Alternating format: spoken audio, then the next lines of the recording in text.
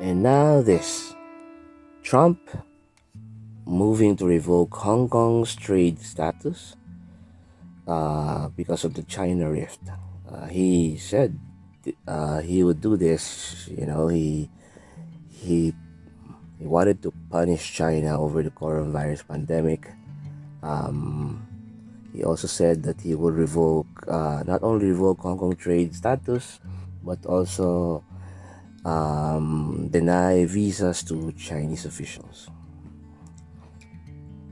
And of course, there's also a concern in Hong Kong. There's some mass actions going on there, but this kind of decisions, especially from the U.S., um, is the cause for further, escalation of rift and all that.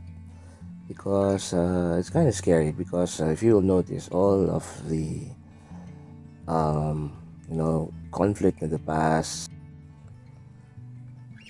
it's not just political. But if you will look at history, even pushing it to the very beginning, even the wars, starting perhaps with the Carthaginian, Roman conflict, um, Assyrian, Egyptian conflict, all these things. Although they are brought about by differences of opinions, of politics, expansion idea, but if you look at that, it's all about economics.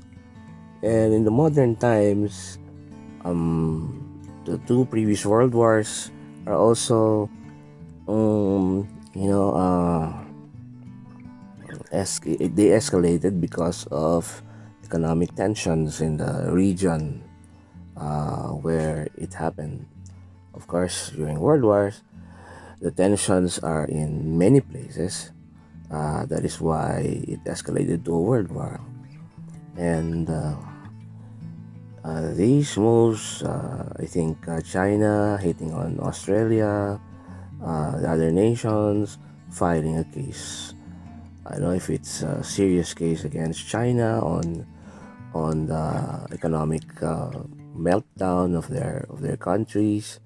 Trump now issuing this, terminating the special trade status of Hong Kong, and also Australia and China both going at it, issuing economic sanctions to each other, trade sanctions to each other.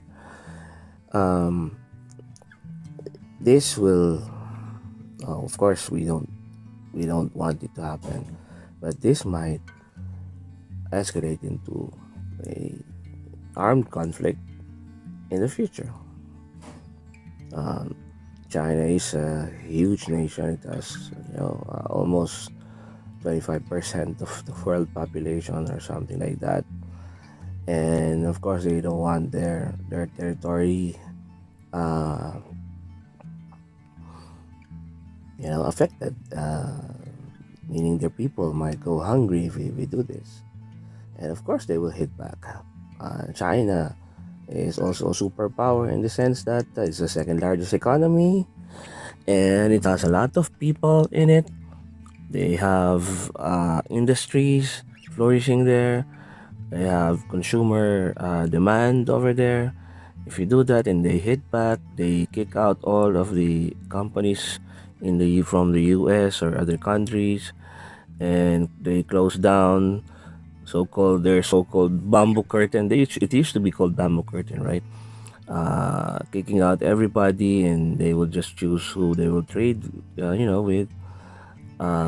That would spell a lot of problems in the future, especially because China is also um, active in innovation and all that. And um, if we continue doing this against them, what would happen to the trade relations that they have established and the other nations have established with China? Will Germany follow suit? Will they do the same?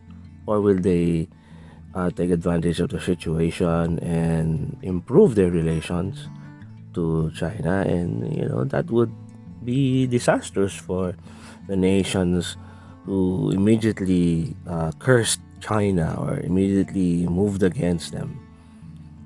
Because, like it or not, that's a lot of people, a lot of consumer demand over there. And you have all your companies there, and I think most of the nations also owe China. Uh, uh, they have debts outstanding with China, and I think U.S. is also one of those nations. So think about what would be the retaliation of China when they do this, and the escalation. I'm afraid that will happen to an armed conflict. So let's hope that this is resolved. We don't want this to continue like this, and we want a resolution of these conflict. We know the pandemic started over there, uh,